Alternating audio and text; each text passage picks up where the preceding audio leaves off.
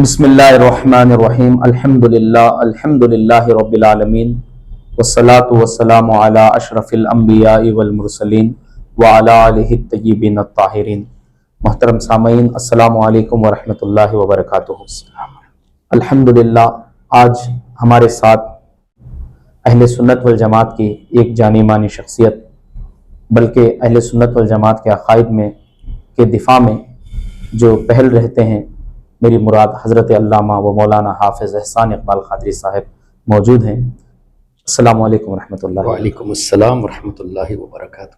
حضرت، امید ہے کہ آپ بخیر و عافیت سے اللہ کا کرم، الحمدللہ۔ حضرت کچھ سوالات ہیں۔ جی حضرت، آپ مرید کس سے ہیں؟ اور آپ کے نام کے ساتھ ہم نے اکثر دیکھا ہے کہ خلیفہ حضور تاج الشریعہ، تو حضور تاج الشریعہ نے آپ کو خلافت کب اور کیسے عنایت کی؟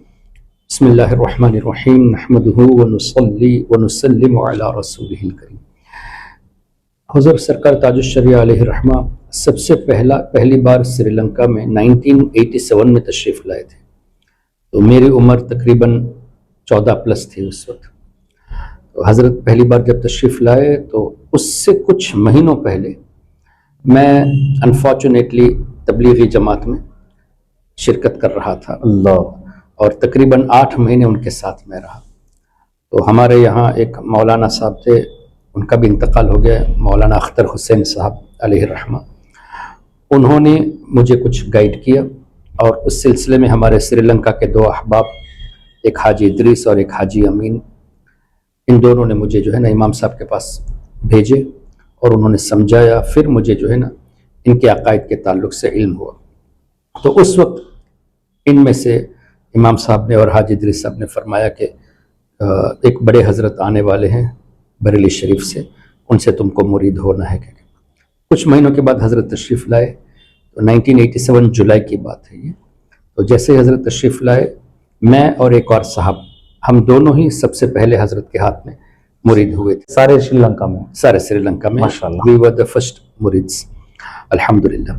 اور اس کے بعد ہم نے حفظ کیا، پھر درس نظامی کچھ پرائیویٹ میں ہمارے استاذ مفتی نور الحسن نوری صاحب جو سری لنکا میں مدرسہ پڑھاتے تھے، تو انہوں نے ہم سے کہا تھا کہ آپ بھی کچھ پڑھ لو گے۔ تو میں اور ایک اور ساتھی تھے، ہم دونوں مل کر فجر کے بعد اور مغرب کے بعد کچھ ٹائم نکال لیتے تھے۔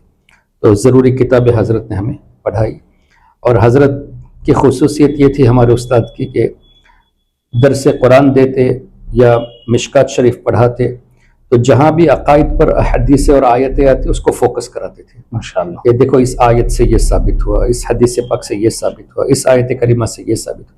تو ان کا فوکس عقائد پر تھا۔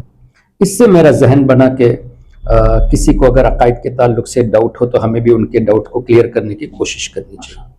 تو اس کے بعد تقریباً 2005 کی بات ہے، سرکار تاج الشریعہ علیہ الرحمہ سری لنکا تشریف لائے، تو حضرت نے ہم سے کچھ سوالات کی امتحان کے طور پہ، مجھ سے کہا کہ آپ حدیث پڑھیں، اور میرے ساتھی کو الاشباہ والنظائر سے عبارت پڑھائی، مجھے مشکات شریف سے پڑھائی، اور حضرت بہت خوش بھی ہوئے۔ اور حضرت نے اسی وقت جو ہے نا، ہم نے ایک محفل کی تھی تو اس میں حضرت نے سند بھی عطا کی تھی، سبحان اللہ، تو اور سند دینے کے بعد عالمیت کی سند۔ جی الحمدللہ۔ ماشاءاللہ، حضرت کے تشریف لے جانے کے بعد حضور محدث کبیر سری لنکا تشریف لائے، اور حضرت نے بھی ہم کو درس بخاری دیا تھا۔ پھر محدث کبیر سے بھی ہم نے بخاری شریف کے کچھ درس پڑھے، سبحان اللہ، اور محدث کبیر کو حضور تاج الشریعہ نے فون میں بات کرتے وقت مجھے اور میرے ساتھی حاجی بابو صاحب کو خلافت سے نوازا۔ سبحان اللہ۔